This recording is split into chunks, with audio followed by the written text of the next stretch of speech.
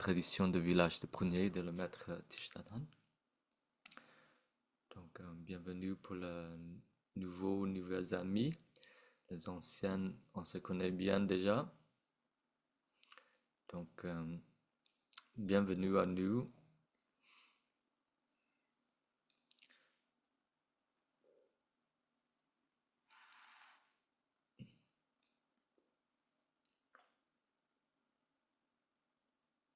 Pourquoi je vous propose de faire le météo? Parce que la vie est pleine de transitions. On a la grande transition, la petite transition.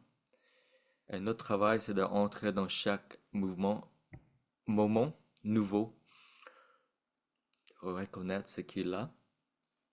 Comme le maître dit, ça ne laisse pas de traces.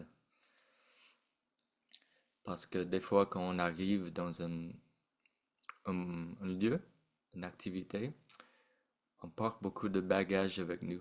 Et du coup, on ne peut pas vraiment être là. Et la première chose, c'est de reconnaître ce qui se passe dans corps, notre cœur et notre esprit. Comme ça, notre présence avoir une meilleure qualité.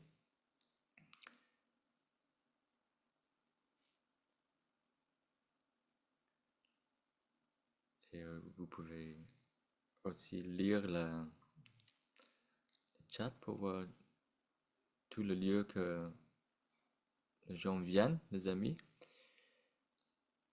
Et pour apprécier qu'on se réunit là, tous ensemble. On est une centaine qui est inscrit ce soir. Une vingtaine dans la salle de Zoom. Quelques-uns dans la salle de YouTube. Donc, je vais nous proposer de faire un petit moment de l'arrêt ensemble. Donc, la pratique de l'arrêt, ça nous aide de s'arrêter. On dit s'arrêter quoi? S'arrêter notre esprit. Donc, pendant ce temps que vous écoutez le son de la cloche, vous pouvez vous lier avec juste votre inspiration. Et avec chaque inspire-expire, vous pouvez sentir la sensation de votre souffle et relâcher la tension de votre corps.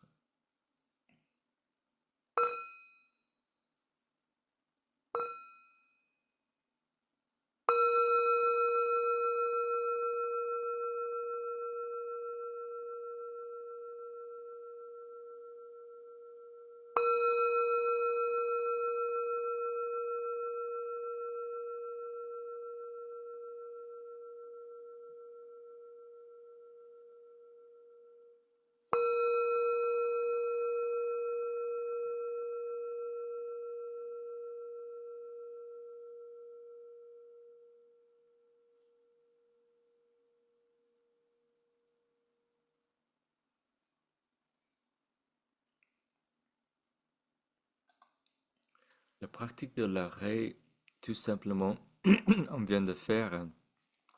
Si vous comprenez la pratique, vous pouvez faire ça tout le long de votre journée. Au lieu de courir dans tous les sens, on a la permission de s'arrêter dans notre tête surtout, et dans notre cœur, et notre cœur. On a la permission parce qu'on a un rendez-vous avec la vie. La vie, vous savez, ça se trouve seulement dans l'instant présent. Et si vous ratez votre rendez-vous avec l'instant présent, mon maître, il dit si bien, on rate notre rendez-vous avec la vie. Donc chacun de nous, on a le souffle qui nous aide dans cet instant de se relier dans cette manière simple et profonde et directe.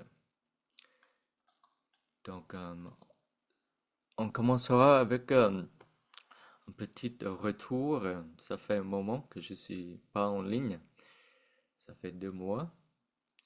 J'aurais pu vous envoyer la conversation avec le docteur Ronald Siegel de Harvard. qui est venu ici, c'était en septembre. Il était assez gentil d'enregistrer un petit dialogue entre nous pour notre réseau. Vous pouvez toujours regarder, ce sera un peu mettre dans les archives à partir de demain. Donc pour ceux qui ne connaissent pas Ronald Siegel, c'est ici, il est un peu le pionnier dans la recherche dans la pleine conscience liée à la deuxième vague, la vague constructive, qui est liée à l'autocompassion, la compassion. Et il concentre beaucoup sur notre complexe, parce qu'il s'est rendu compte qu'en tant que méditant, on vient à la méditation avec beaucoup de complexes, de névroses. Et c'est bien de prendre conscience de ce schéma, la manière qu'on on pense à nous-mêmes, aux autres, et pour le traiter plutôt avec beaucoup de la compassion, le non-jugement, la tendresse. Et ça, c'est un certain entraînement que j'avoue très très peu de personnes mettent en pratique. On a beaucoup de méditants, mais j'avoue que je vois très très peu de gens qui peuvent mettre en pratique ça dans une façon assez concrète. Donc ce dialogue était assez intéressant et je vous suggère de regarder si vous avez le temps. Donc sinon, oui, il y a pas mal de choses qui se passaient ici depuis. Et ce soir, j'invite des amis qui sont un, un peu ici au Cercle Bleu, hein. Vous pouvez témoigner un peu si vous voulez. Donc on avait la Reconnexion 3 avec Eric Julien, que Isabelle est là, je vois. Non, Isabelle n'était pas là. Euh, la retraite avec Dr. Ronald Siegel, avec les amis de l'université de Alcalá à Madrid, le programme de l'universitaire là-bas qui sont venus ici. Le week-end à Grandbois, à Aix-en-Provence avec Christian et Valérie. Le week-end de Gardien de la Terre. Euh, le sourire de chenille avec Dr. Constance Hiver et Helium. Et moi, Pierre Châtel. Le week-end avec Marie-Pierre aussi. On a notre amie Marie-Pierre qui anime des groupes ici de Lyon. Et le retour aux racines. Donc ça fait, on était très très actifs dernièrement. Donc si vous souhaitez de vous témoigner un peu de votre expérience ici au Cercle Bleu, levez votre main. J'ai coupé le micro parce que ça aide vraiment à avoir une fluidité. Euh, donc si vous pouvez lever votre main et je peux vous mettre, allumer votre micro si vous aimeriez partager à la grande communauté votre expérience de ce retraite qui on veut partager. Je vois quelques amis qui étaient là, hein. Donc, je laisse que...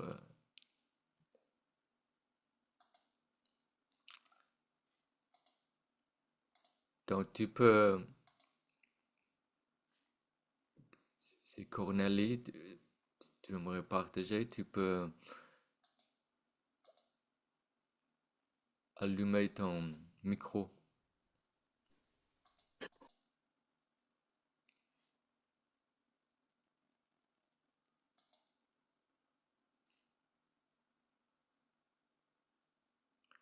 Bon, en attendant, donc,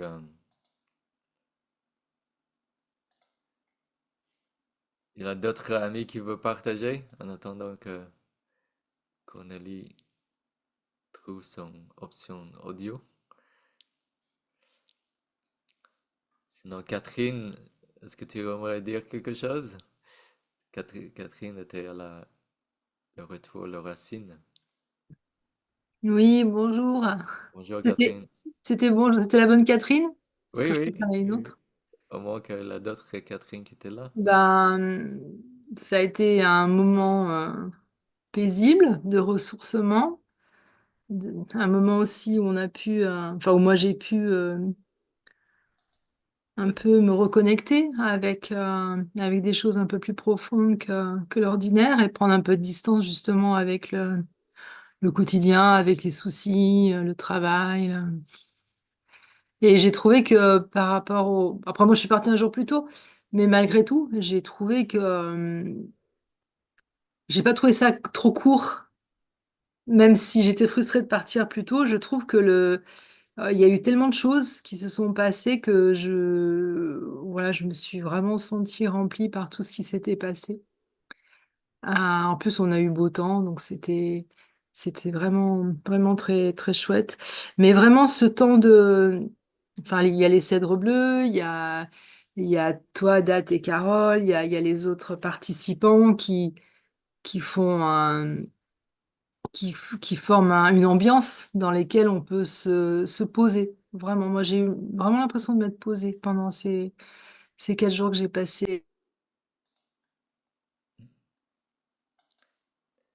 Excuse-moi, Catherine, tu veux réallumer ton micro? Ah, Ok. donc, je disais un grand merci à vous tous et à vous toutes. Et comment tu te sentais après, c'était vraiment la première retraite où on commence à introduire différents axes, hein, comme de plantes, de... Oui, oui, oui. Bah, du coup, bon, moi, après, je partais, donc j'ai pas pu continuer, mais j'ai recommencé les plantes, hein. J'ai repris les plantes lundi soir, en fait, hein. Lundi soir. Ben, c'est compliqué parce que j'ai repris le boulot en même temps. Alors bon, je suis un petit peu, je suis très fatiguée. Euh, mais en tout cas, vraiment le séjour avec tout ce qu'on a fait, je suis arrivée, j'étais très très fatiguée. Vraiment, quand je suis arrivée, j'étais fatiguée sur tous les plans et ça m'a vraiment ressourcée énormément. Et j'ai beaucoup apprécié de pouvoir avoir tout ce que tu nous as donné sur ce que fait le docteur Do, en fait, et puis sur ses plantes, et puis essayer de comprendre un petit peu. Et puis aussi au niveau de l'acupression, de l'importance des automassages. Enfin, vraiment, j'ai l'impression d'être partie avec plein d'outils avec moi. Hmm, hmm. Ok, Voilà. d'autres choses, Catherine? C'est Non, bon? ça va. Je D'accord, laisse ma merci. place. Merci beaucoup. Merci. Merci.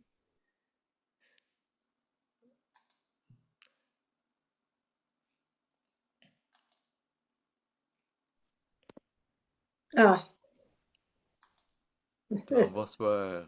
Cornelie était là aussi. Tu veux oui, partager quelque chose? oui, moi je suis rentrée après un voyage en train un peu chaotique, mais justement, euh, ce qui m'a semblé vraiment merveilleux, c'est qu'en 4 jours, il y a eu comme tout un mouvement d'entrée dans toutes les pratiques et un mouvement de vague, de creux, qui était nécessaire, de retourner dans des choses profondes, certaines que je connais, et puis d'être invité par le groupe, par ton enseignement, par tout ça, à ne pas m'identifier, à rester avec ça. Et le jour ensuite, il y a eu une remontée. Et là, je continue aussi les plantes. Pour moi, c'était magnifique de rencontrer à travers tes paroles et à travers ton enseignement le docteur Do. Et donc, je voudrais aussi, j'ai beaucoup de gratitude que tu mets, que cette retraite m'ait restitué des outils. Le Tao, les choses que peut-être j'avais utilisées, pas complètement pour des raisons personnelles. Et puis, j'ai eu l'impression que tout se rassemblait, que c'était un tout. Hmm, Et donc, j'ai des moments, des hauts, des bas, qui sont naturels. Et le plaisir d'être seule, de pouvoir revenir dans les essentiels de ce stage. hmm. La nature est encore là. C'est voilà. Merci à toi, merci à Carole, merci à tout le groupe. Merci, Cornelie. Voilà, quelques retours. Je sais pas si a des amis qui étaient là le week-end de Gardien de la Terre ou Pierre Châtel. Je vois peut-être encore une dernière personne. Je vois que Alain est là. Alain était aussi à le retour de Racine, hein. Je sais pas, Alain, tu aimerais dire un petit mot? Comment tu vas depuis le retour? Comment tu as l'air bon mine? Euh, je suis pas très habile pour discuter pour parler de ça.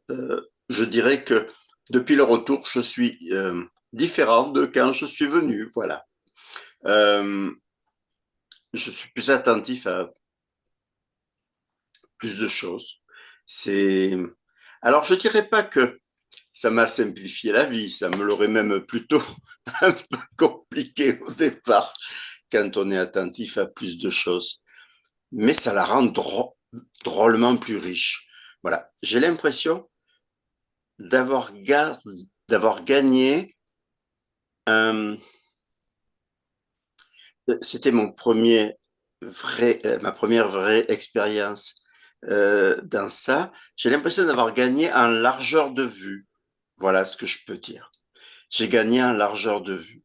Et ça, c'est pas inintéressant. Voilà. Mais c'est un novice qui dit ça.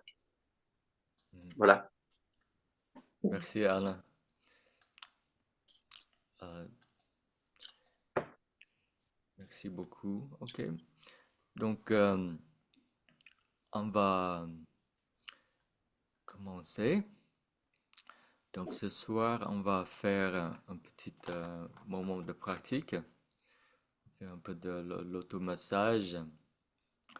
Après, une petite méditation guidée l'assise. Et on va regarder le pouvoir miraculeux. Qu'est-ce que c'est le pouvoir miraculeux dans la pratique, hein? Donc, je vous propose maintenant un peu déjà nous mettre en contact avec notre cœur. Prenez un petit moment de sentir votre cœur. Vous pouvez faire quelques mouvements qui sont juste pour vous, des étirements.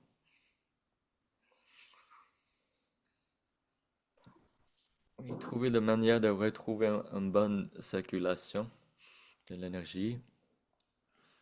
Essayez d'explorer avec l'autotouche peut-être la partie de votre corps qui a besoin de soin, de touche.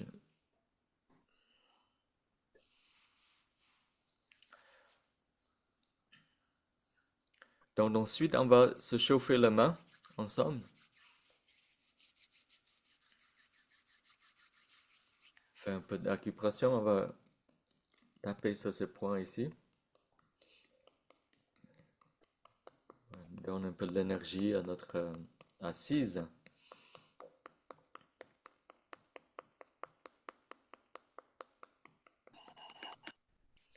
Pour ouvrir la main, fermer, tourner. Donc on va inspirer, on va pousser la main vers le haut. On va pencher à gauche, à droite. On va expirer, on va descendre tout doucement. Chacun de nous, on va faire ça 3 fois. Donc on inspire et expire. Quand on inspire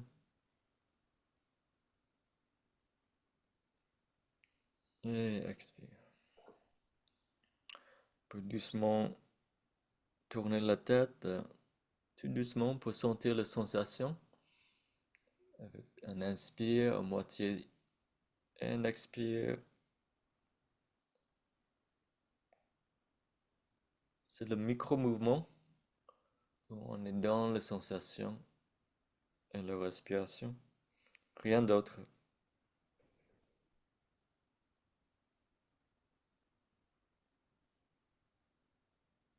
Vous pouvez tourner l'autre sens.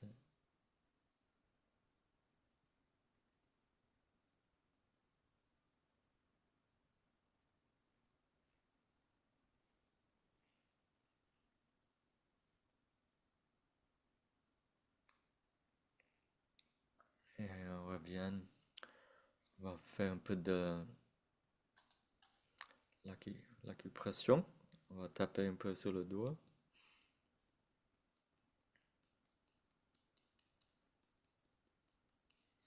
On va réchauffer la main.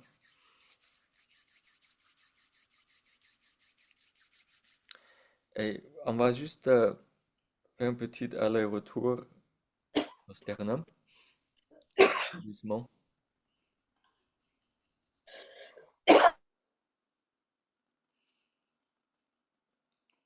Taper tout doucement sur la poitrine. Masser un peu ces creux. Et l'autre côté aussi.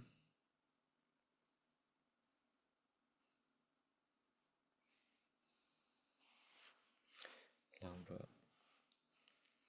faire un big hug. Et là, on va juste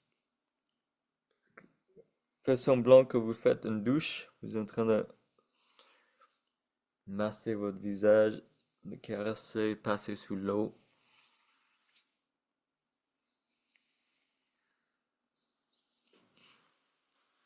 C'est un peu masser un peu votre cuisse et votre jambe, votre pied si vous arrivez, votre cheville.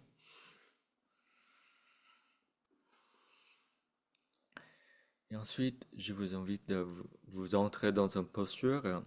Pour une posture assise, je vous fortement suggérer de trouver un point de stabilité où vous êtes vraiment sur le bout de votre chaise.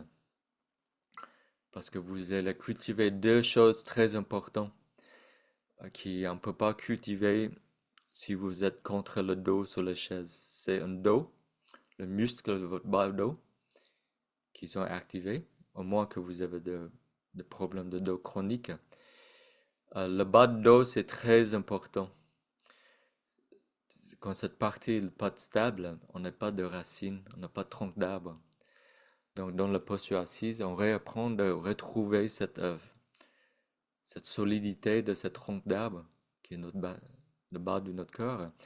Mais la partie devant, c'est la partie plutôt yin, douce, où on va cultiver beaucoup de tendresse et de douceur. Vous pouvez sentir un peu comment vous respirez. Est-ce que vous bloquez votre respiration? Donc vous allez garder cette partie vraiment tendre, bas ventre et tendre. Derrière le dos est ferme. Et prenez un petit moment pour sentir les appuis de votre cœur.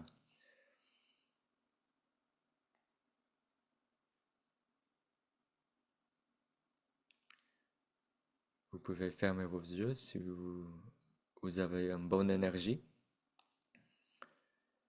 Si l'énergie est basse, laissez-le demi-ouvert. Si l'énergie est très très basse, vous allez vous endormir, laissez-le ouvert et regardez vers le bas avec un regard 180 degrés. Notre travail, c'était pas de dormir pendant cette séance, mais de garder le plus éveillé possible. Donc, on est en lien avec le cœur. Et encore, le son de la cloche, ça va nous inviter d'entrer dans cette posture assise en façon consciente, éveillée.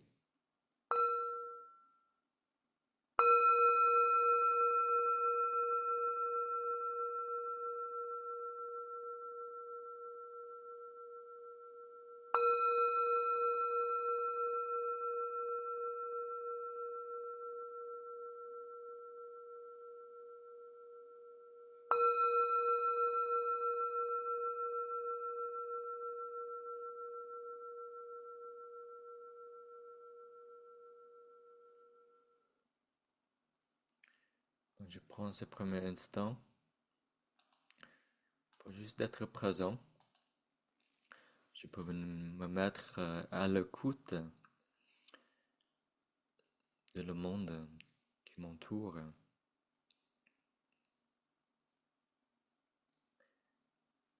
Laissez votre écoute être pur, simple. Écoutez simplement. Écoutez au niveau des sensations, au niveau des organes de nos oreilles, sans traduire, sans juger, sans interpréter. Simplement écouter le son qu'on descend.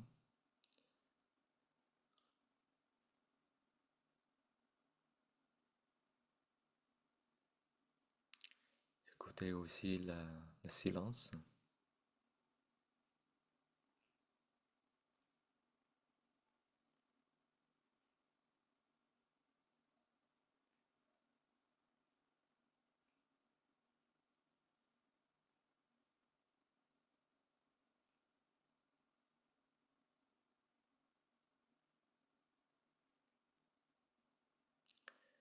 Et ensuite, on va diriger notre pleine conscience vers notre cœur pour sentir des sensations qui sont présentes. Il y a des sensations qui tirent notre attention, comme des points d'appui, peut-être de température. Des fois, c'est des tensions, des fois, sensations désagréables qui tirent notre attention au début. Mais prenez conscience de d'autres sensations qui sont là, des sensations agréables, des sensations plus subtiles qui est dans notre quotidien neutre.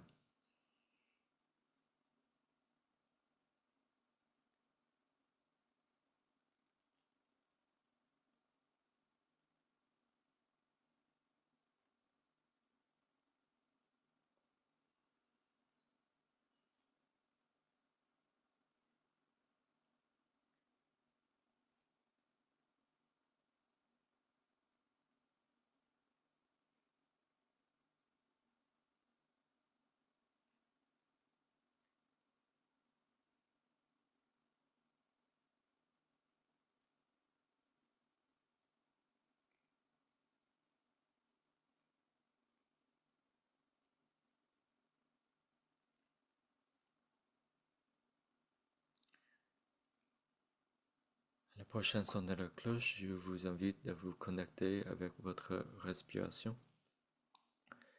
J'inspire conscient de la sensation de mon inspire. J'expire conscient de mon expire.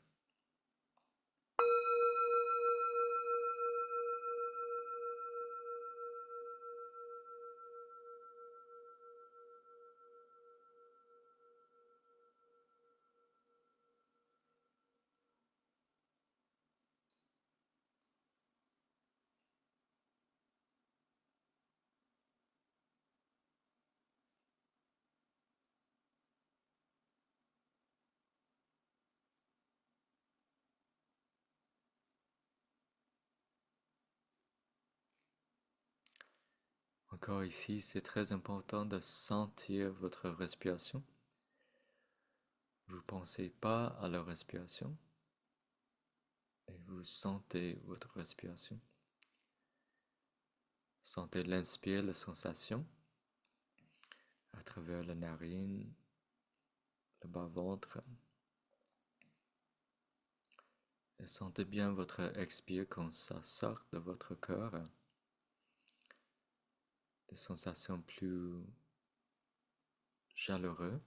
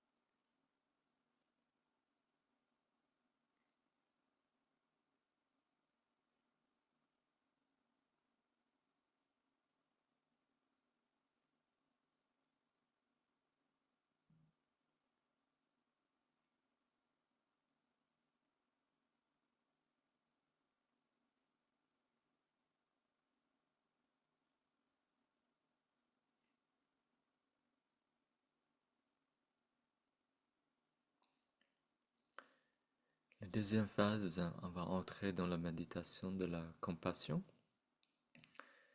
À la son de la cloche, je vous invite à placer votre conscience au niveau de votre cœur. J'inspire, je suis en contact avec mon cœur. J'expire, je souris à mon cœur.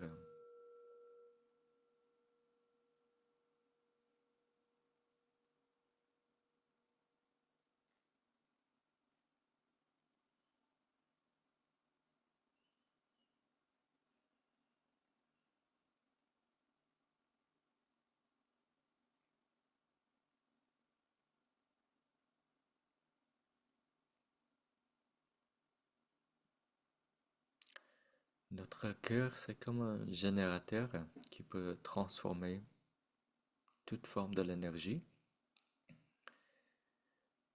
Quand vous inspirez, vous pouvez être en contact avec votre propre difficulté, votre propre mal-être, votre souffrance. Et quand ça entre dans cet générateur de l'énergie, il se transforme plutôt en lumière. Et quand vous expirez, vous pouvez sentir comme une lumière qui sort de votre narine.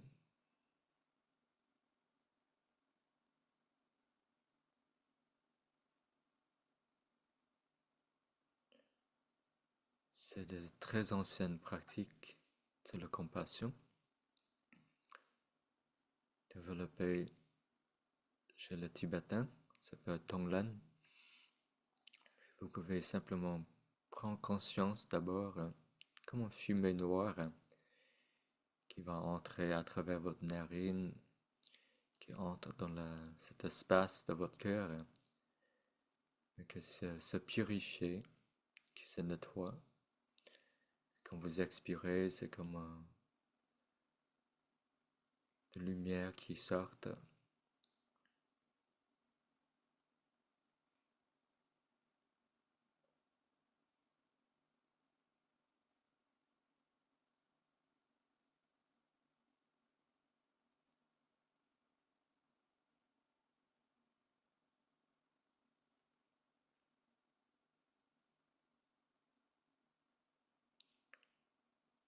On peut nous accorder un sourire de Bouddha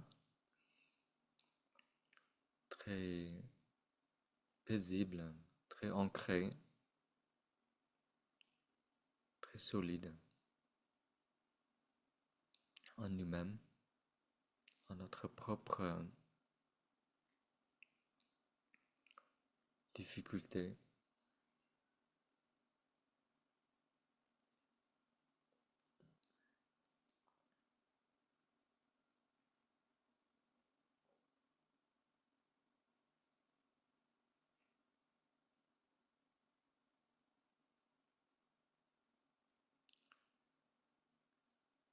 Et à la prochaine son de la cloche, on va élargir cette cultivation de la compassion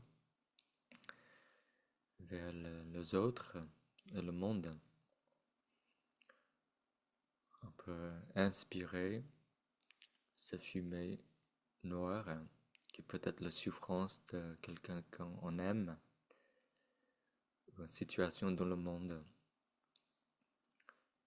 Et quand ça traverse notre narine, quand ça entre dans cette siège de notre cœur et se transforme dans cette zone en lumière et sortent plus léger, plus lumineux.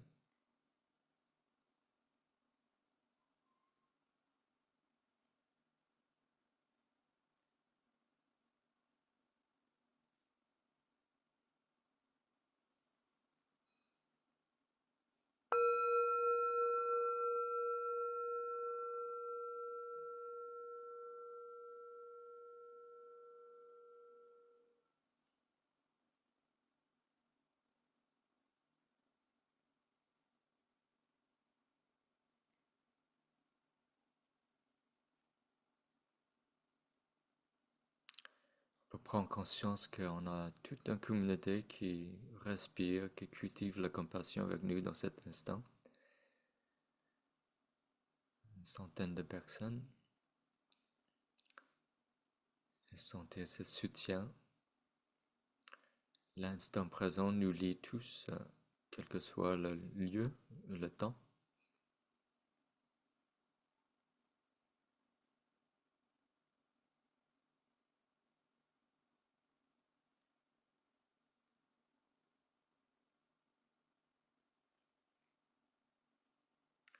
Un peu doucement retourner à l'équanimité de la respiration, le souffle de l'inspire. L'expire, mais descendre jusque le bas-ventre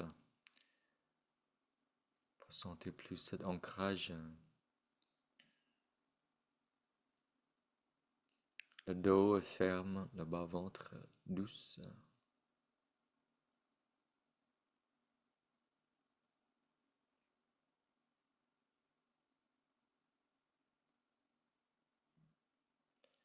On peut laisser toutes les images s'effacent et juste rester avec cette respiration profonde.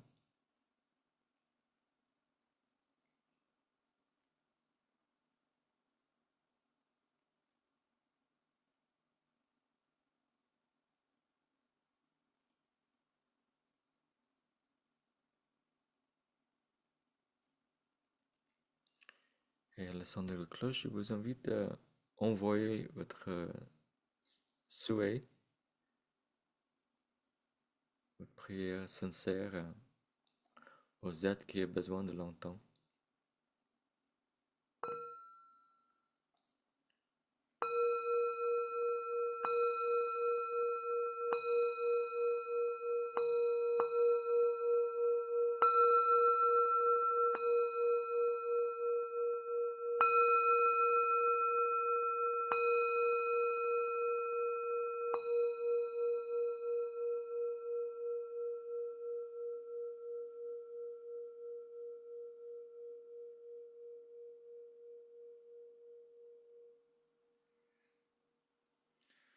Donc on peut doucement sortir de notre assise en réactivant notre cœur.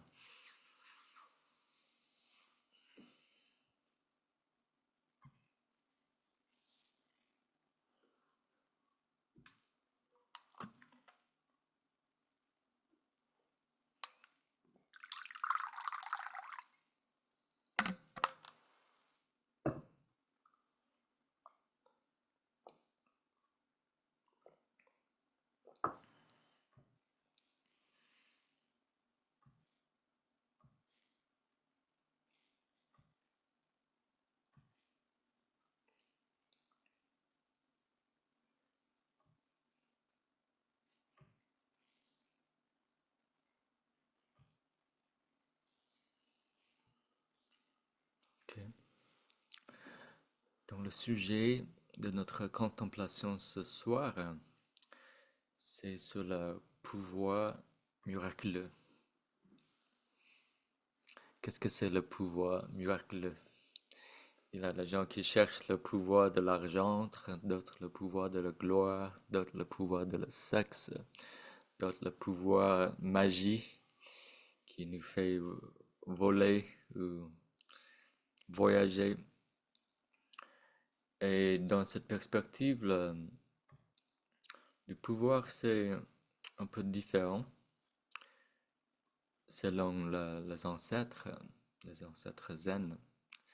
Le poème que je vais vous partager, je vais vous lire. Après, on peut entrer de comprendre le verset et comment c'est lié à notre pratique. Donc, mes activités quotidiennes ne sont pas inhabituelles. Je suis simplement en harmonie avec elles. Je ne saisis rien, je ne rejette rien.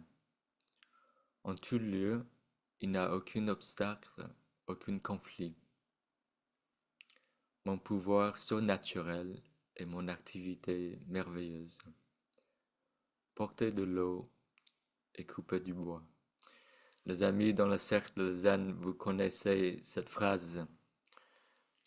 Beaucoup de monde cite cette phrase dans le monde, dans le cercle zen. Le pouvoir miraculeux, c'est porter de l'eau et couper du bois. Qu'est-ce que ça veut dire? Et ça vient de Layman Pang, le laïc Pang, de le 7e siècle en Chine, pendant le début de la dynastie Tang.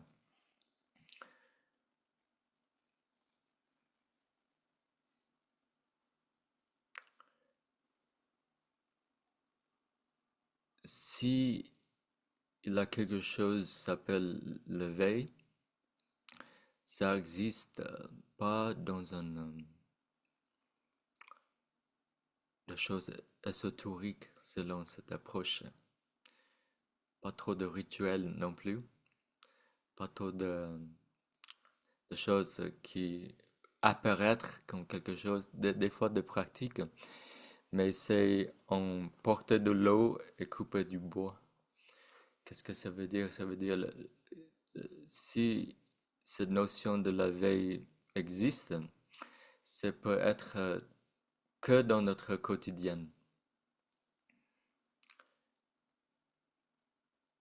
La plupart de nous, notre quotidien est loin de le pouvoir miraculeux. Beaucoup de gens en courent beaucoup. On court à un tel point qu'on est fatigué. Beaucoup de monde fatigué. Ça fait 10 ans qu'on est au Cèdre. Ça fait peut-être plus que 30 ans que je vis dans le centre de méditation comme le village de Prunier et au Cèdre Bleu. Et souvent, on voit des gens qui viennent épuisés. Ça m'étonne toujours de voir à quel point on a des fois des difficultés de dormir dans notre époque. Et comment cette désharmonie s'installe. Et quelles sont les conditions qui créent ces choses-là? Est-ce que c'est autour de nous? Est-ce qu'en nous? Qu'est-ce que c'est qui nous fait courir dans tout ce sens-là?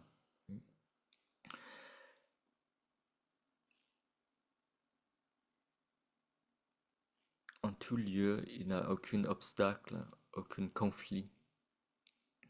Et ça me semble aussi que la plupart de nous, aussi dans notre société, on vit dans un cercle de conflit. J'ai lu l'autre jour un livre de Jack London, celui qui écrit américain, mais il était contre la nature. C'était l'homme contre la nature. Mais l'homme, il me semble être contre toujours quelque chose. L'homme contre l'homme contre les animaux, l'homme contre l'environnement, l'homme contre lui-même. Et c'est ce conflit perpétuel que la société il nous nourrit à chaque instant. Et cette forme on dit, de conflit, des obstacles, c'est aussi une forme de fuite de nous-mêmes. Parce que des fois, il y a de difficultés en nous. Dans la retraite de le retour sur les racines, on essaie de vraiment voir notre corps comme un temple. Un temple. Mais ici, le temple est vide. Ce serait un temple assez sale, poussiéreuse, envahi par la toile d'araignée, froid. Dans ce temple, en fait, beaucoup de temples sont vides dans le monde. On crée des temples à l'extérieur pour vénérer, pour honorer, Ça coûte pas mal de l'argent hein, pour réparer Notre-Dame à Paris. Et on prend soin des fois de temples comme ça, de lieux comme ça, mais est-ce que vous donnez un peu de l'amour aujourd'hui? L'amour à votre petit doigt, par exemple. L'amour, c'est très concret, hein? L'amour, c'est pas abstrait dans cette vulgaire. Est-ce que vous avez donné votre racine, votre rein, votre foie, votre rate pancréas, un peu de l'amour? Est-ce que vous êtes à l'écoute à ces organes qui stockent de peur, de l'angoisse, de colère? Donc ça, est-ce que vous êtes à l'écoute à votre respiration? Donc ça, c'est le premier acte de l'amour, on peut le faire dans cet pouvoir miraculeux, en fait. Pour donner la permission de s'arrêter, de respirer, c'est peut-être un grand cadeau, un très grand cadeau. Aucun obstacle, ça veut dire que souvent la vie est pleine d'obstacles parce qu'on a beaucoup d'objectifs et on veut arriver à notre destination, notre objectif le plus vite possible. Sinon, on est frustré, on n'est pas content. On fait des caprices. Et dans cette regard, qu'on cultive le pouvoir miraculeux, qu'on coupe le bois, porte l'eau, c'est à la fois un moyen et un fin. J'ai entendu mon maître dire ça une fois. Il dit la pleine conscience, c'est à la fois un moyen et un fin. Ça veut dire que chaque pas qu'on fait peut être une destination en soi. On n'a pas besoin de marcher 2 millions de pas pour arriver à notre destination, mais déjà un pas qui est présent en pleine conscience peut nous faire transporter dans ce monde où tout est comme magie. Ouvrir un robinet devient un acte miraculeux. Il est d'ailleurs miraculeux pour la personne qui peut le voir. J'entends une fois Sœur Emmanuel, elle a dit ça. Parce que Sœur Emmanuel vivait dans le bidonville en Égypte.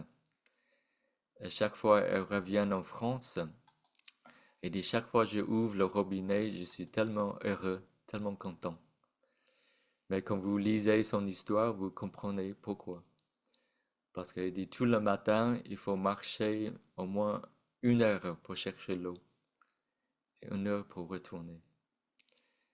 Et le pouvoir miraculeux, on a tous quand on ouvre le robinet en pleine conscience. Chaque matin, quand on a de concentration, ça devient de pouvoir surnaturel. Ça crée beaucoup de joie, beaucoup de bonheur de ouvrir le robinet parce que l'eau vient de la source jusqu'à notre main. Et puisque j'ai utilisé ma main pour prendre soin de moi-même et de la planète. Donc c'est comme ça on cultive ce pouvoir miraculeux jour après jour. Et Layman Pang, Lalik Pang, il est toujours vivant. Il est toujours vivant parce que cette énergie qu'il a, ça s'appelle l'énergie de la pleine conscience. L'énergie de la présence.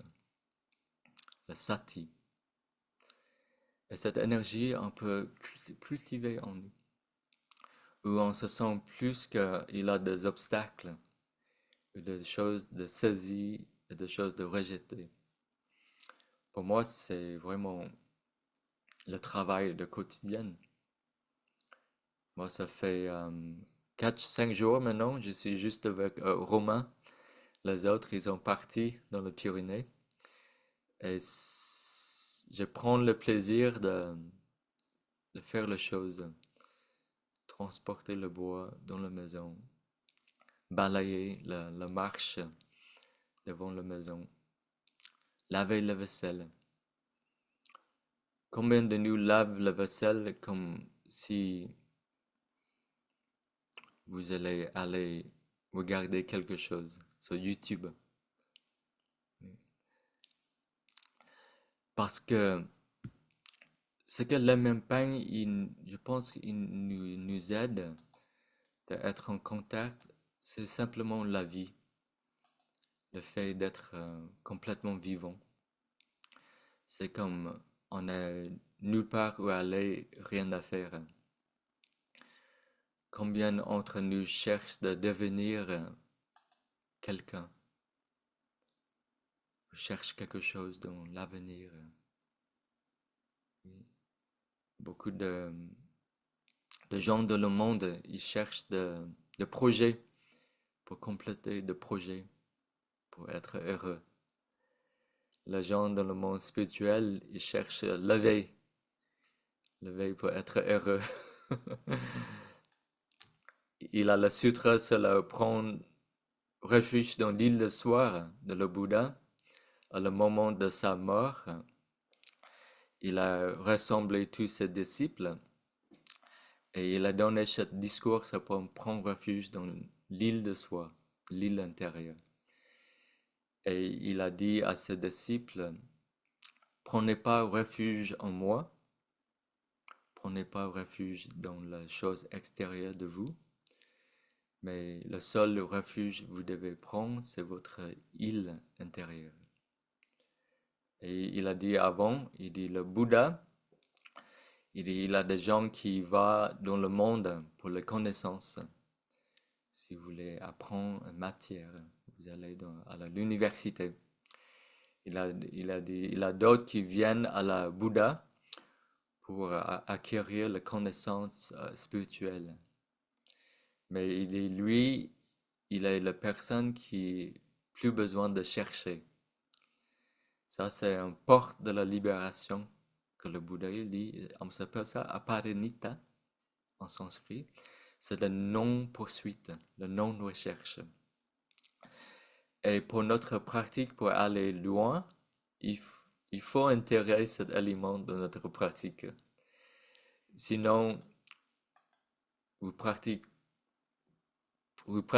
pas correctement parce que vous cherchez toujours quelque chose. Il faut voir que cette respiration elle-même, c'est peut-être l'éveil. Ce moment elle-même, lui-même, c'est peut-être le moment de l'éveil. Et là, on rapproche un peu plus le sens de les ancêtres spirituels dans le monde du bouddhisme, ce qu'il veut nous pointer vers. Parce que c'est tellement merveilleux. Le maître Thich Thai, il s'appelle ça la terre pure. Dans la tradition bouddhiste, on a des lieux comme le royaume de Dieu. On souhaite d'aller quand on est mort. Le Thai, il nous dit souvent, vous savez, vous n'avez pas besoin de mourir pour entrer dans le royaume ou dans la terre pure. C'est au contraire, il faut être très très vivant. À la retraite de la Pierre Châtel, j'avais invité nos amis qui sont venus parce que c'était ça le mort. Mais j'ai dit, je vous invite de faire l'expérience de la vie proche éminente. On a l'expérience de la near-death experience, le mort proche éminent, où ça nous révèle toute la vérité. Après, on oublie.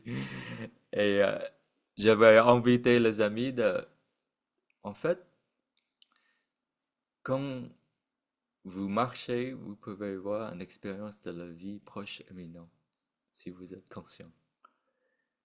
quand vous mangez aussi, quand vous écoutez, quand vous respirez, quand vous asseyez. Et c'est comme un transport, c'est comme un voyage très loin, mais ça se passe très vite. C'est plus vite que la vitesse de la lumière. On dit la vitesse de l'amour, la vitesse de la compassion. C'est beaucoup, beaucoup plus rapide. Et notre pratique, quand on est dans le quotidien, dans cette aisance, aisance, c'est un facteur de la veille aussi, la détente, l'aisance. C'est comme petit à petit, on apprend de reprendre le plaisir d'être dans notre corps. Dans notre corps, peut-être notre corps est plein de souffrance. Peut-être il a des amis qui disent mon corps souffre trop. Mais dans le pouvoir miraculeux, on peut souffrir, mais on peut toucher le bonheur aussi. On peut souffrir, mais on peut souffrir avec la joie. On peut apprendre à souffrir autrement. C'est que le maître Thich Nhat Hanh, il s'appelle l'art de la souffrance. Le Bouddha, nous a appris l'art de la souffrance. Des fois, on cherche l'art de le bonheur, qui est peut-être à peu près la même face de la même pièce, deux faces de la même pièce, le bonheur et la souffrance. Mais si on sait comment souffrir, on souffre beaucoup moins. Beaucoup moins. Comment souffrir avec la compassion, comment souffrir avec la vision profonde. C'est un peu différent que comment souffrir dans l'ignorance, dans la peur, dans l'avidité. Donc c'est ce pouvoir miraculeux. On s'appelle la pratique continue dans la tradition du village de Prunier. La pratique continue parce que notre travail, c'est le long de la journée, on revient à notre pleine conscience. L'opposé de la pleine conscience, c'est l'oubli. Et beaucoup de nous, on est dans le monde de l'oubli. Parce qu'on ne pratique pas. On n'a pas de temps pour pratiquer. Oui, beaucoup de gens disent ça. Je n'ai pas le temps pour pratiquer. Et c'est le dilemme. Parce que la pratique que la personne fait, ils n'ont pas une vision correcte qu'est-ce que c'est la pratique. Ils pensent que la pratique, c'est s'asseoir avec les jambes croisées ou de faire des rituels, beaucoup de rituels. Et souvent, ça fait partie. Chacun de nous, on a des pratiques formelles, j'imagine. Mais si on n'a pas de présence dans le quotidien, c'est comme on vit dans deux mondes séparés. Et ça, c'est un peu dangereux. Parce qu'on devient défragmenté. Ça veut dire on a notre moment de paix et après le moment de conflit qui est notre quotidien, notre travail, notre relationnel, nous-mêmes, notre pensée. Et il a une histoire zen très drôle qui nous rappelle en fait. C'est qu'on s'appelle la pratique, c'est un fil. C'est pas de moment coupé. Et il y avait Madame Trong, elle répétait beaucoup le nom de Amitabha, Namo Amitabha en chinois, Namo Ayidapha en vietnamien. Mais jour après jour, à une certaine heure, elle récite le nom de le Bouddha. Dans la tradition zen, on récite comme un mantra. le nom de Amitabha. Amitabha, c'est le Bouddha de la terre pure. Mais Madame Trong, elle était quelqu'un beaucoup en colère en dehors de son séance de pratique. Donc, elle perd beaucoup sa patience. Et un jour, le voisin voulait vous montrer uh, to, to play a lesson on her. Il voulait montrer quelque chose. Il dit, pendant le temps que Madame Trong récite le nom de Amitabha, je vais aller frapper sur sa porte. Et là, Madame Trong, elle récite Namo Amitofo, Namo Amitofo, Namo Amitofo. Et le voisin, il vient pour frapper très fort sur sa porte. Et Madame Trong, elle ignore la, la personne qui frappe. Mais ils continuent de frapper parce qu'ils savent qu'il va la montrer quelque chose à elle. Et du coup, après quelques minutes, elle est furieuse, Madame Trong. Et elle est vers la porte et dit, vous êtes un imbécile. Vous avez aucun respect pour Amitofo, Amitabha. Ça fait 20 minutes que je récite le nom d'Amitabha. Et vous avez aucun respect pour lui. Et le voisin il dit, ça fait juste quelques minutes que je frappe sur la porte et vous êtes déjà en colère.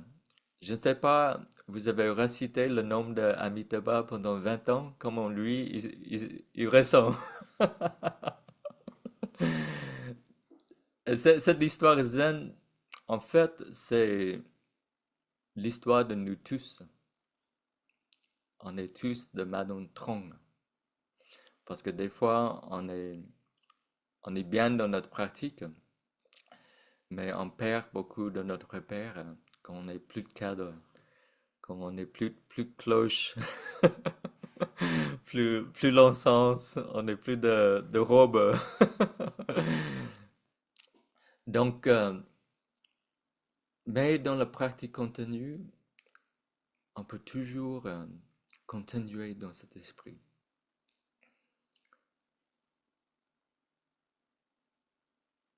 Quand je lave le vaisselle, c'est pas le vaisselle que je lave. Il a un verset de poésie. Les amis qui viennent au Cèdre, j'ai mis cette gâteau devant vous. Comme ça, vous vous entraînez. Vous entraînez. Mais c'est en inspirant, en lavant le vaisselle, je lave le bébé Bouddha. En expirant, je souris à lui. Je ne sais pas si vous avez des enfants et vous avez fait un bain à votre fille ou garçon quand ils étaient bébés. Mais on fait avec beaucoup de soin, beaucoup de l'amour. Et la vaisselle, on peut laver dans cette manière. C'est comme un bébé Bouddha. Vous lavez parce que c'est dans le robinet. Des fois, on lave notre bébé dans le robinet aussi. Mais on lave avec beaucoup de soin. Et ça, c'est une marque de la pratique continue. Moi, je regarde comment les gens lavent la vaisselle pour voir s'ils ont bien compris qu'est-ce que c'est la pratique. Je regarde pas comme eux, ils méditent. Oui, vous pouvez dire, je médite pendant 30 ans, mais je regarde comment vous lavez la vaisselle.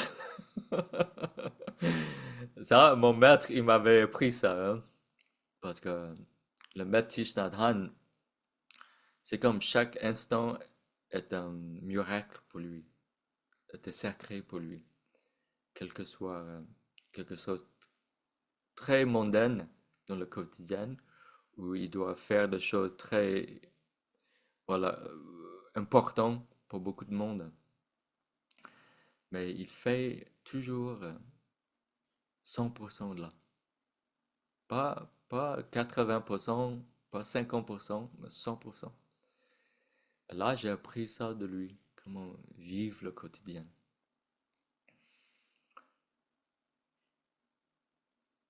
Il a une histoire très connue que Thaï il nous raconte. Parce qu'il se rendait compte, on rencontrait d'autres traditions. d'autres traditions contemplatives que on pratique des choses différentes quand même. Même si on veut tous cultiver la même chose, mais la manière on arrive, c'est un peu différent. Mais il était en 67 avec le moine trappiste Thomas Merton. Merton est un grand contemplatif dans la tradition catholique, l'un des plus grands de ce siècle. Il a passé un jour, une nuit, à le monastère de Merton pour travailler ensemble pour arrêter la guerre de Vietnam. Et Merton, il a demandé, et voici, vous avez passé un peu la journée chez nous, dans ce monastère trappiste, et vous avez vu notre pratique. On a des pratiques, on a des offices, on a le lecteur divina, donc beaucoup de belles pratiques. Et il dit, j'aimerais savoir maintenant qu'est-ce que vous faites dans le monastère zen au Vietnam.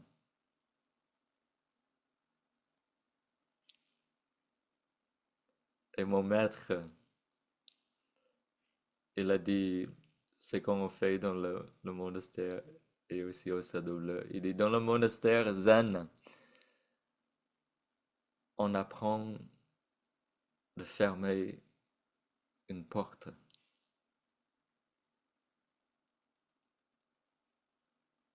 C'est le pouvoir miraculeux que Tai partage à la mystique Thomas Merton. Et Merton, il a compris. C'est ça qui est merveilleux. Quand les choses sont mûres, c'est très simple, c'est très direct, c'est très clair. Quelqu'un qui ne comprend pas, comme beaucoup de nous, on ne va pas comprendre ça. Parce que c'est tellement direct, tellement simple, on ne croit pas.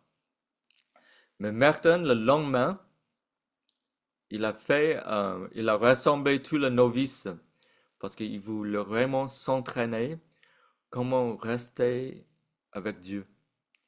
How to rest in God. How to rest in God. Demeurer dans Dieu. Il dit, le moine Thich Nhat Hanh, il nous apprend comment rest in God, demeurer dans Dieu. Il dit ici, à Jistanmini, on est très pressé pour aller au office le matin. Et on attend tout le porte claquer dans le monastère qui est beaucoup d'écho. Et il dit, j'aimerais nous inviter la présence de Dieu, même quand on ferme une porte.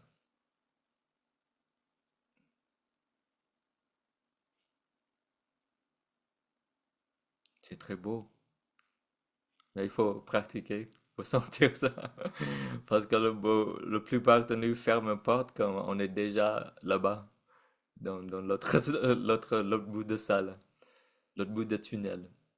Mais on n'est pas vraiment dans la présence de Dieu, dans la pleine conscience. Je vous partage le pouvoir miraculeux parce que, comme André Gidon, le théologien, il a dit, Dieu est avec nous 24 sur 24. Et l'instant présent est toujours là. L'instant présent. Qu'est-ce que c'est le lien avec l'instant présent et nous?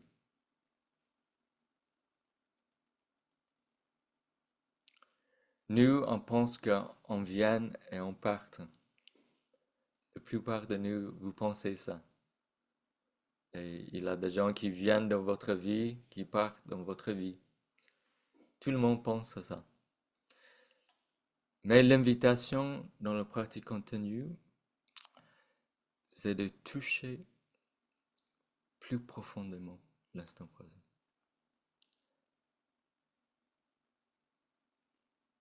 Est-ce qu'il y a quelque chose qui vient et qui part?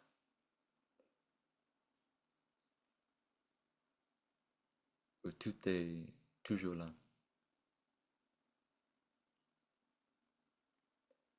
Il a un joli verset.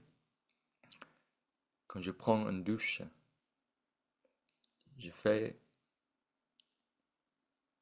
comme c'était, j'entre dans le zendo. Exactement, le même esprit. Et quand je prends une douche, il y a un verset que je récite, c'est Cet corps et quand je lave mon corps, je vois que c'est indestructible. Cet corps, il appartient pas à moi seulement, mais il appartient à mes ancêtres, mes descendants. Cette gâteau est très beau parce que ça nous invite à contempler ce corps que chacun de nous en a. Mon corps, il vient de mes parents, leurs parents, le peuple, la terre-mère, le cosmos. C'est un miracle, c'est une merveille. Et quand on touche le corps dans cette manière, c'est comme l'amour est possible. Cette manière de prendre une douche, il faut s'entraîner. Parce que beaucoup de nous, quand on prend une douche, il y a beaucoup de monde dans la douche quand vous prenez une douche. Quand vous prenez une douche, c'est une petite cabane tout petit, mais il a votre patron qui est dans le coin là, qui vous regarde. Il a votre ex qui est dans qui est dans un autre coin qui vous regarde. Il y a trop de monde dans la douche finalement. Et en fait, oui, on prend plus une douche, hein, c'est une réunion. Mais prendre une douche en pleine conscience, c'est un véritable miracle aussi. C'est un pouvoir miracle. Et je vous invite de le pratiquer la prochaine fois que vous prenez une douche.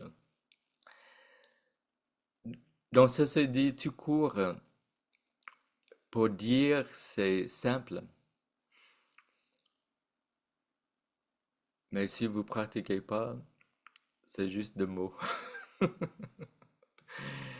Et malheureusement, on a besoin d'un lieu pour s'entraîner. Chez nous, on peut essayer. On peut déjà essayer. Si vous avez un escalier, juste travailler sur l'escalier, que vous montez l'escalier, descendez en pleine conscience. Si vous arrivez, vous pouvez entraîner mieux. Mais parce qu'au travail aussi, on a tellement des habitudes. Notre circuit neuronal, ils savent exactement qu'est-ce qu'on va faire dans différents environnements déjà. Qu'est-ce qu'on va penser, qu'est-ce qu'on va manger, qu'est-ce qu'on va dire. Et il faut s'entraîner. C'est pour ça, moi, je pense la chose le plus important, c'est le lieu. Le lieu doit créer les conditions pour ça. Si vous êtes pratiquant, vous faites petit à petit que votre maison soit ce lieu.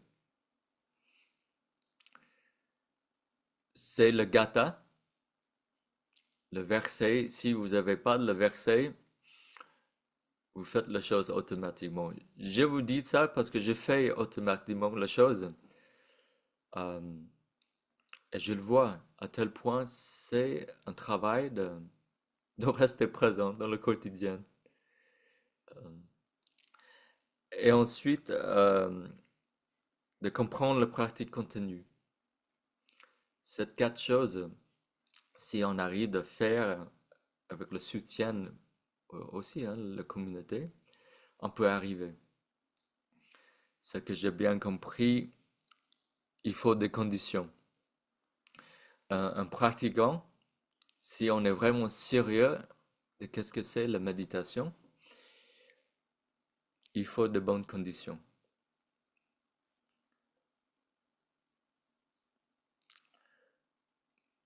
Moi, je vois de plus en plus de gens qui méditent,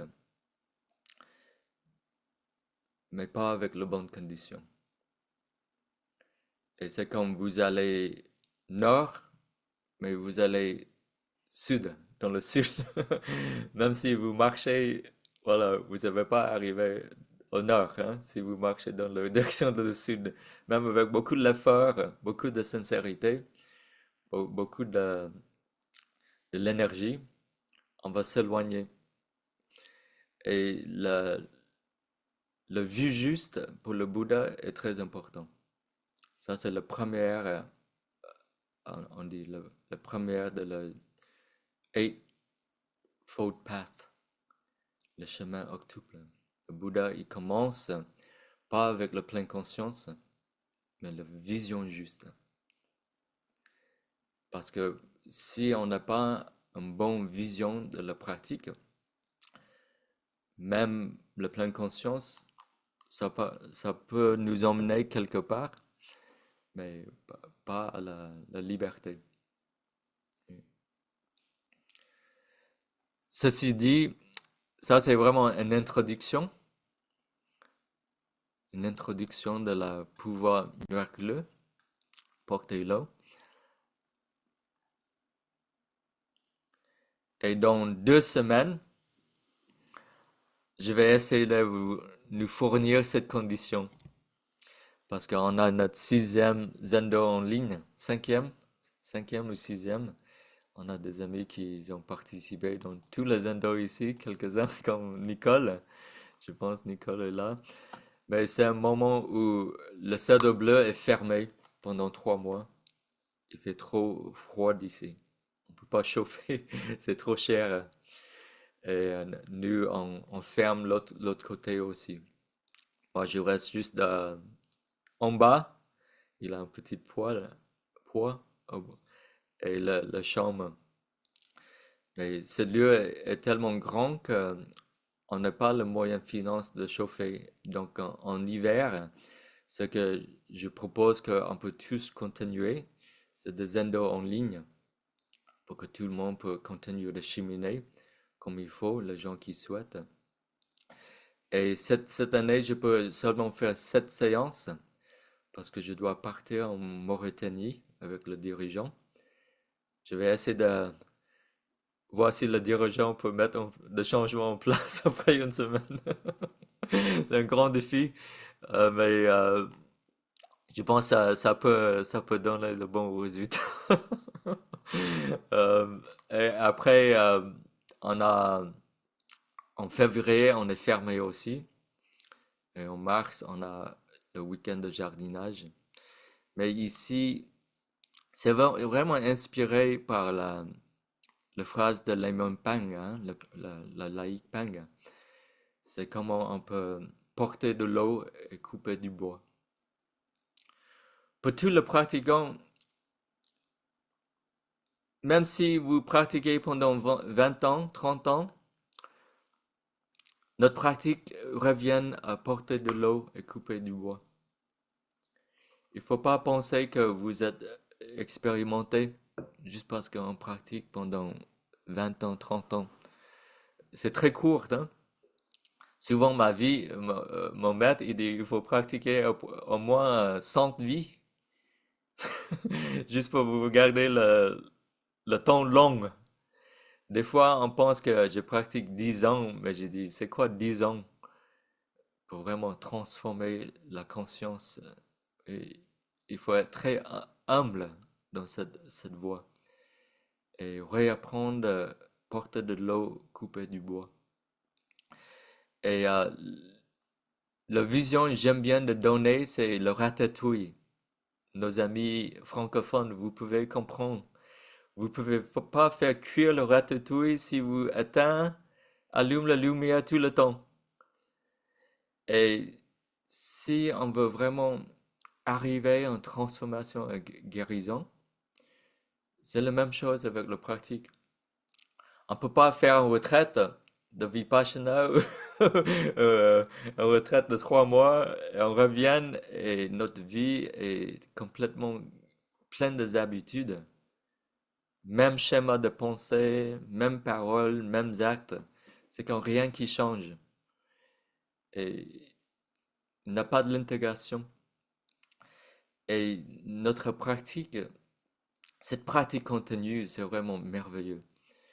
Par exemple, ça a changé ma pratique, c'est pour ça que je vous partage ça, parce qu'au début, j'étais dans beaucoup de pratiques formelles,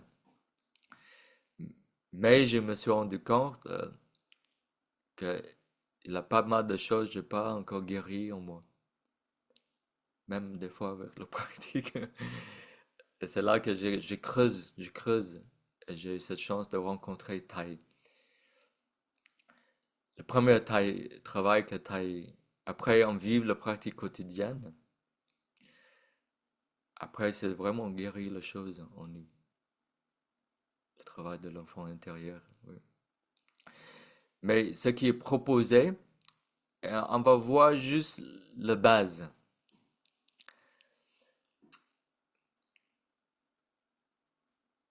Encore ça, c'est juste ce que je vois. Je vois, il y a beaucoup de gens qui veulent faire des pratiques très complexes. On parle de la non-dualité, on parle de la vacuité, on parle de la grande compassion, on parle de différentes choses, mais sans une bonne base, c'est comme tout ça, ça reste des concepts.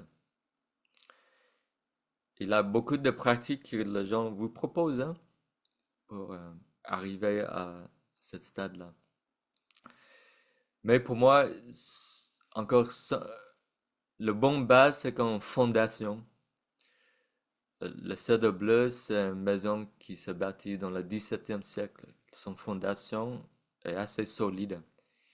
Il avait un grand fleuve ici qui passait, qui, la rivière montée le plus haute que j'ai jamais vue dans 10 ans ici. Mais ici, on se sent protégé parce que les fondations sont solides. Et cette fondation, on s'appelle the Mindfulness Essential, les essentiels de la pleine conscience.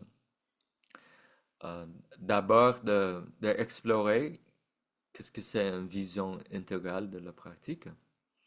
Vous pouvez lire un peu les détails dans le post-mail que je vais vous envoyer. Le souffle de l'énergie. Tout le monde respire, mais des fois j'ai l'impression que est-ce qu'on respire consciemment? Parce que si on apprend à respirer dans la pleine conscience, dans la concentration, on peut produire la vision profonde. L'énergie aussi. Tout le monde respire, mais comment on gère notre énergie? On est touché un peu de ça dans le retour de la racine. La gestion de l'énergie, pour moi, de plus en plus, c'est évident. Si je veux aller loin sur mon chemin, il faut que j'apprenne de gérer mon énergie, de l'utiliser. Mais des fois, j'ai l'impression que on est comme des bols avec des trous. On a six trous dans cette bol. Et même si je remplis avec l'océan Pacifique, ça va se vider. Même l'océan Pacifique ça peut se vider dans cette bol. Parce que les trous sont pas fermés. Mais si je ferme ce trou, je peux verser un peu de l'eau. Et ça se préserve, ça se conserve. Et le travail de l'énergie, c'est un peu comme ça. Beaucoup de gens disent, je me sens épuisé, je me sens fatigué. Et j'entends ça souvent aussi. Et là, le travail de l'énergie, c'est très intéressant. Parce que ça nous réapprend d'avoir justement l'énergie. D'avoir l'énergie. Et c'est facile, mais il faut pratiquer. Pour moi, dans mon expérience, je vois que c'est quelque chose de facile, mais il faut pratiquer. C'est pas quelque chose que on va lire dans un livre et vous allez comprendre dans un livre. C'est pas quelque chose où on va juste entendre quelqu'un et on apprend, mais c'est en faisant. C'est en faisant. Donc, la posture assise aussi,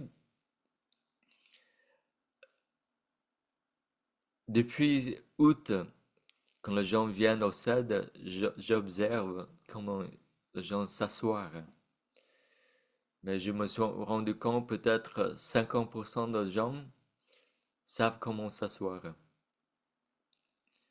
Oui, souvent là, il y a deux hommes en particulier qui est venu, qui, qui étaient assez forts, mais qui ont besoin d'un soutien de dos. Donc, ils se mettent contre le mur pour méditer. Parce que le bas du dos est tellement faible. Le bas du dos, c'est quoi, le bas du dos? Oui, c'est le racine, c'est le rein.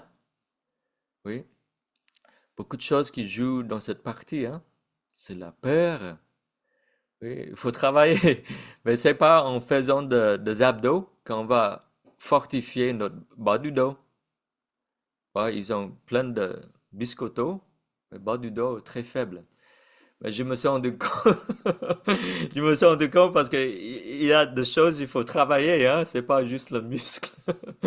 Et c'est vrai, ça c'est vrai. Et je regarde les amis respirent au niveau de ventre. Et souvent, la respiration est bloquée, bloquée là, bloquée là. Trop d'énergie là, donc tout est bloqué. Trop d'énergie là, tout est bloqué. Tout est désharmonie. Donc c'est pour ça, on sent l'agitation, c'est un symptôme de quelque chose. Oui, notre agitation,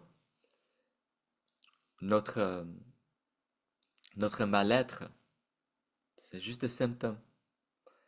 Et on apprend petit à petit de, de travailler les racines, apaiser les symptômes par différents moyens. Le mouvement, très important. Au Cèdre Bleu, je fais au moins, quel que soit dans le jardin, le Qigong, au moins 2 heures par jour. Au moins. Oui. Juste pour vous dire, oui. Oui. 2 heures par jour. Quel que soit hein, le Qigong, le yoga ou le jardin. Si je fais pas,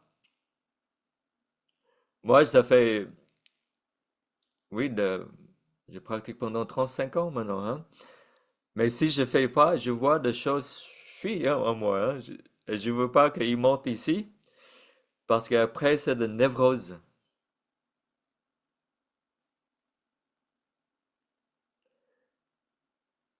On vit dans la société où on est des gens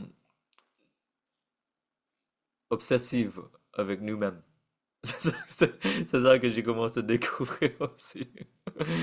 On a une obsession avec nous-mêmes parce qu'on vit tout le temps dans notre pensée. Et je me suis rendu compte que cette énergie, c'est un montée. Il faut apprendre à redescendre l'énergie. Manger aussi. Il faut réévaluer comment manger. Euh, Écouter parler. Il y a les gens qui aiment parler, qui n'écoutent pas.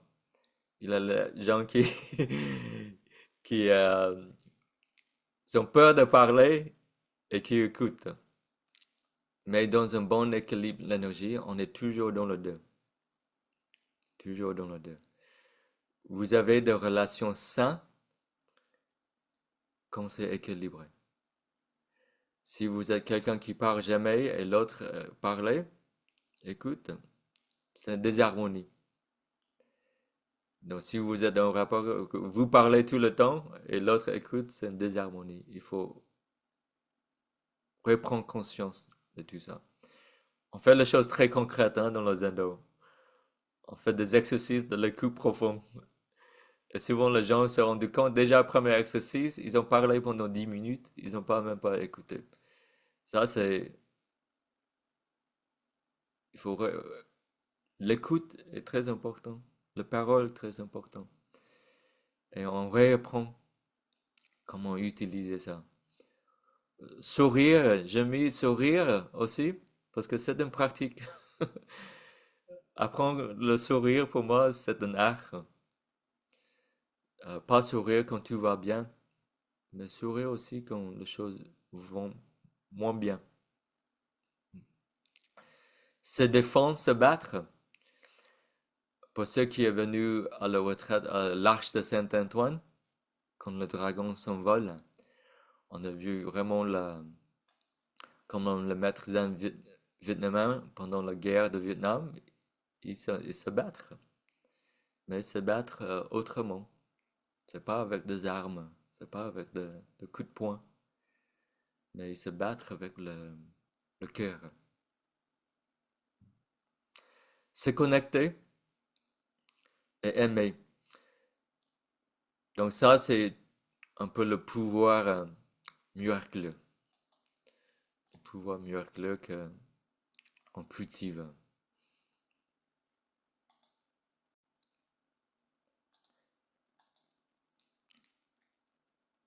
Est-ce que vous avez questions, commentaires pour terminer?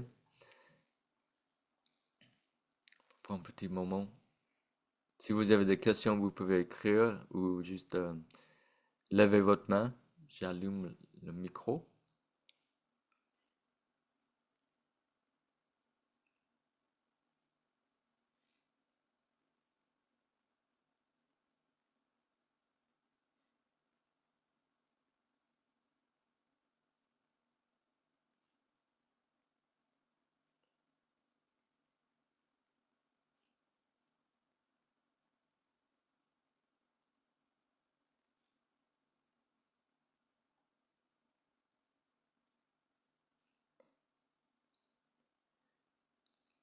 Il n'y a pas d'ordre parce que on s'entraîne le quotidien.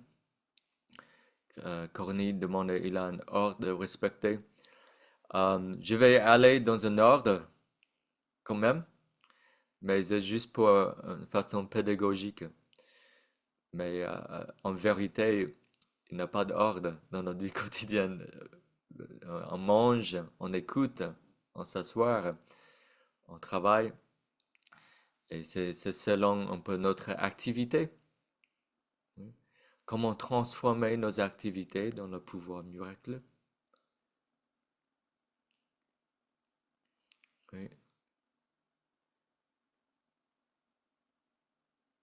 D'autres questions? Les amis sur YouTube, vous êtes bienvenus de faire un commentaire ou des questions.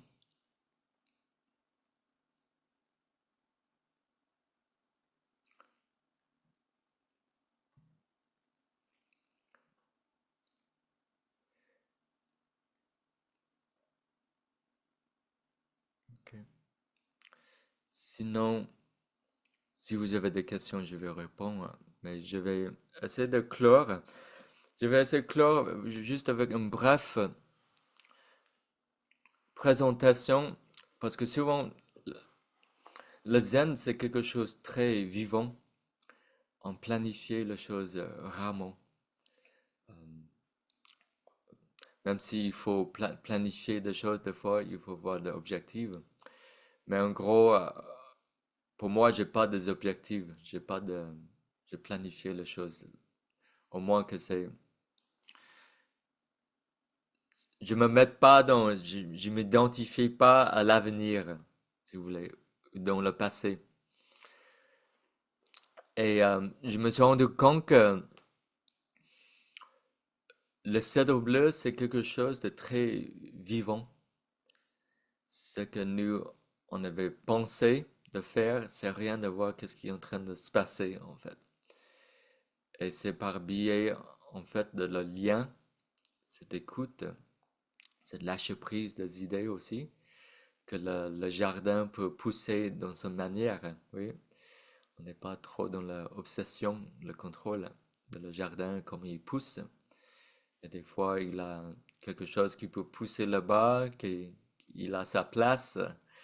Quelque chose qui peut pousser là aussi, il a sa place. Et en bref, J'étais invité par l'université de Akala dans le programme de la diplômé là-bas, la pleine conscience, de partager sur un thème. Mais j'ai choisi le thème de éthique, ethics, applied ethics. Et je vais montrer un peu de qu'est-ce que c'est le cèdre bleu.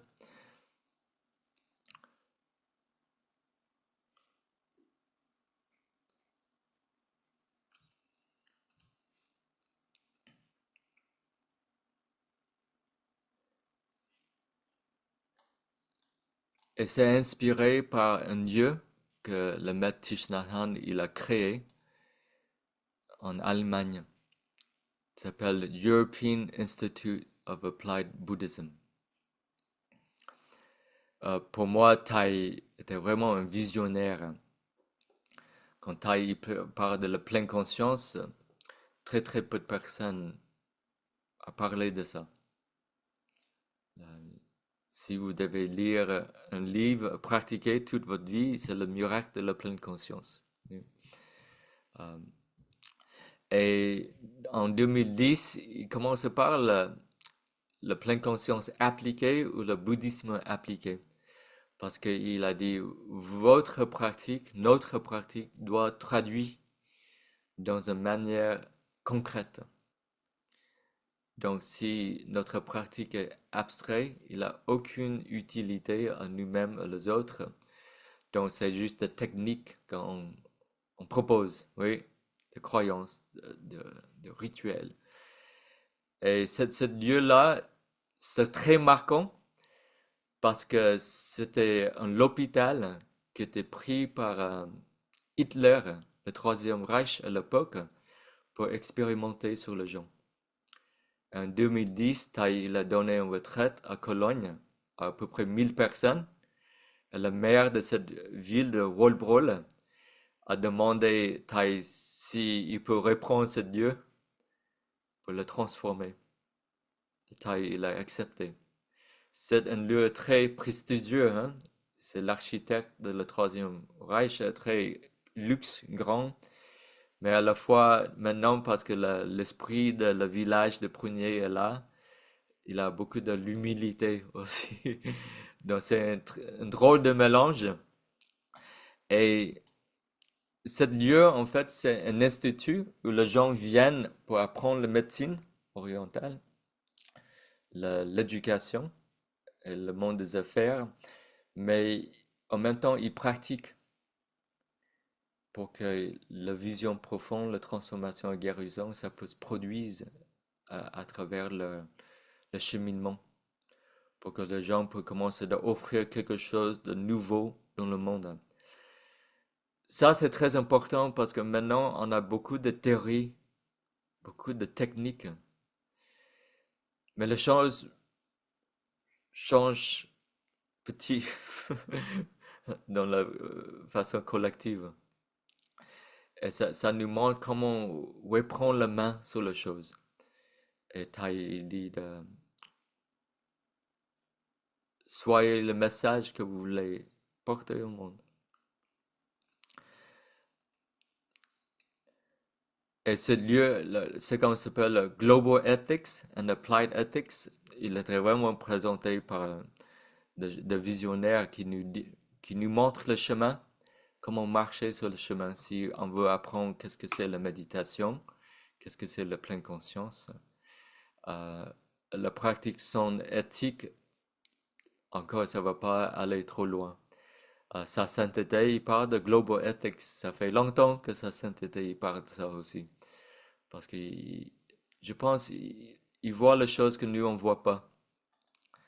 Et de ne pas le suivre un peu le doigt qui montre les choses, pour moi, c'est un peu dommage.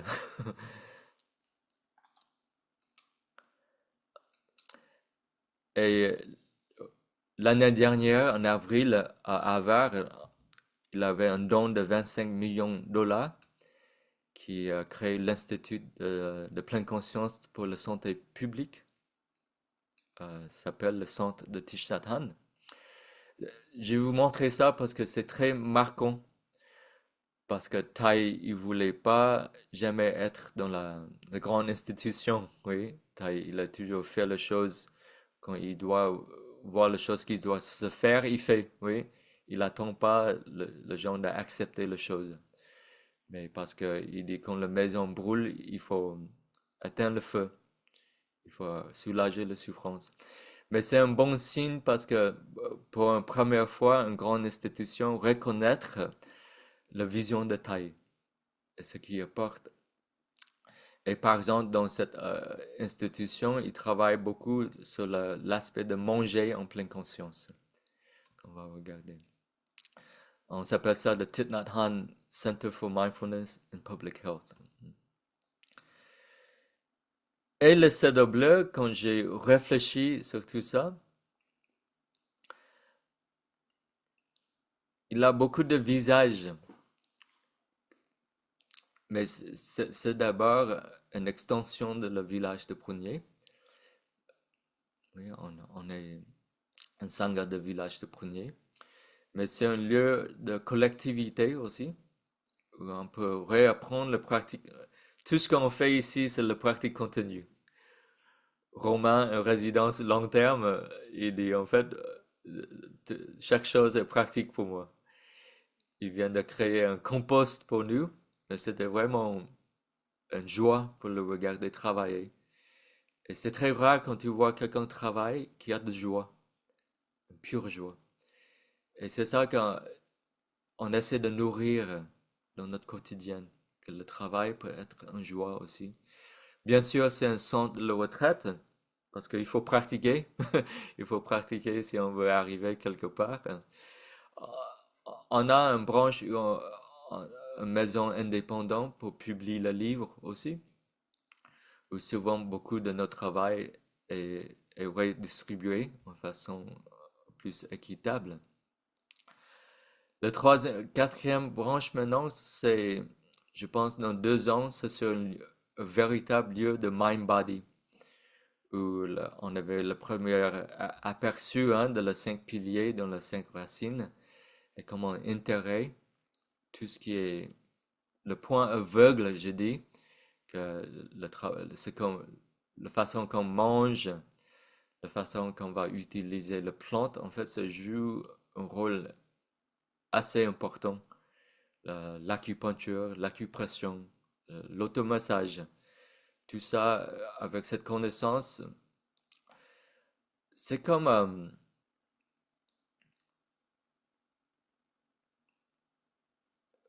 on sent bien dans notre corps. Oui, c'est ça que je me sens de plus en plus. Et on récupère mieux. C'est un lieu où, Guardians of the Earth, c'est gardien de la terre, où on travaille vraiment la terre. On est là juste pour, on dit, retomber amoureux de la terre, toucher les choses. Le reliance, je me suis rendu compte qu'on se relie avec tellement de lieux maintenant, c'est presque, c'est comme un miracle aussi. Et toujours, je dis souvent, ces personnes, ils ont beaucoup de confiance en nous. Et je vous dis, j'ai pas de diplôme, je suis pas un expert en quelque chose. Oui. J'ai aucun titre, j'ai lâché tout le titre. Mais par contre, je vais dans des institutions, des fois, oui, ça m'étonne. Ça m'étonne des fois. Euh, Comme l'université de Barcelone, de Zaragoza, de Harvard, de IIB. Et on a de confiance de travailler avec différentes disciplines aussi qui nous ouvrent les perspectives. On a la confiance de différents gens de créer des programmes pour eux, de pleine conscience. Qu'on le lit contre le cancer, les entreprises, les écoles, la formation. Et le dernier, c'est un peu l'engagement. Si on n'a pas cet engagement, pour moi, c'est un peu vide, en fait. C'est comme comment on peut vraiment redonner. j'avais invité les amis de vraiment contempler un pommier, un bon pommier à l'automne. Il donne beaucoup de pommes, oui, mais parce qu'il est heureux. Ses racines sont fortes, oui, ses branches sont solides, le sève peut monter jusque le feuille, dans le fruit. Il donne parce qu'il est heureux. Mon amie Constance Ever-Elium, elle a fait travailler dans soins palliatifs pendant 40, 30, 30, 35 ans. Et il avait quelqu'un qui lui demandait, qui travaille dans le même domaine, il dit, j'ai le burn-out, chronic burn-out. Et il dit, je ne comprends pas comment vous pouvez rester comme ça dans votre travail parce que vous êtes en face de la souffrance. Et elle a dit quelque chose qui est vraiment, c'est vraiment l'entraînement de la grande compassion parce qu'elle dit, en fait, c'est moi qui reçois, c'est moi qui reçois. Et la personne qui donne. Elle a dit ça. Elle a dit, ah, c'est pas un bouddhiste, hein, Constance pratique dans une autre tradition, mais j'ai dit, en fait, elle a la vision profonde à travers ses pratiques. Parce qu'en vérité, il n'a pas l'autre. On dit ça juste pour des mots.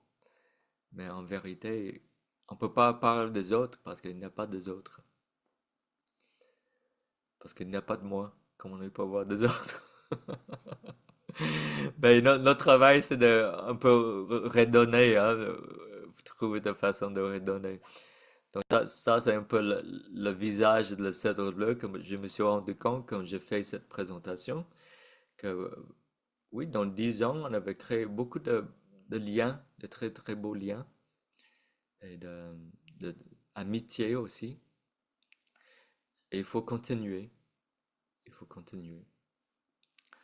Donc, ce mois-ci, le prochain rencontre sera fin du mois de novembre. On a un peu le week-end de ciel ouvert, le forum, le grand forum qui est la semaine prochaine. Et aussi, il a quelques surprises aussi en février, car je suis en train de voir de soutien avec différents gens dans le monde pour nous aider sur ce projet. Mais mon souhait, c'est on peut avoir cette dispensaire montée ici. Comme ça, on peut travailler dans un autre niveau de corps l'esprit. Pour que tout le monde peut venir pour bénéficier de cette approche.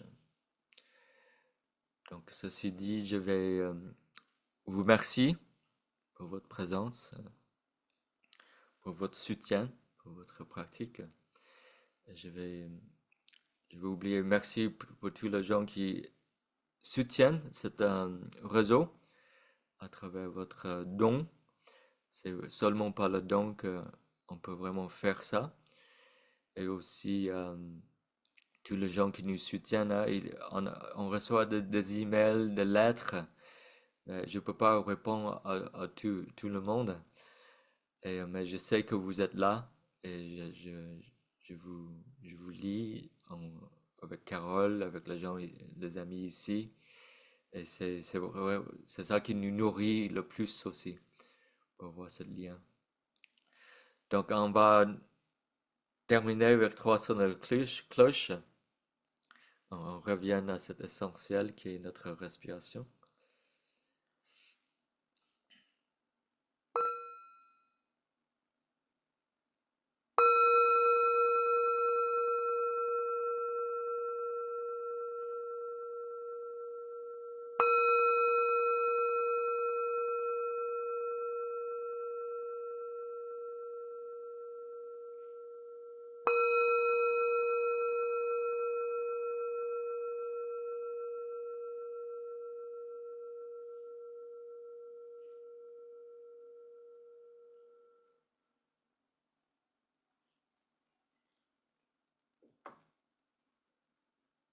Donc merci beaucoup et à la prochaine.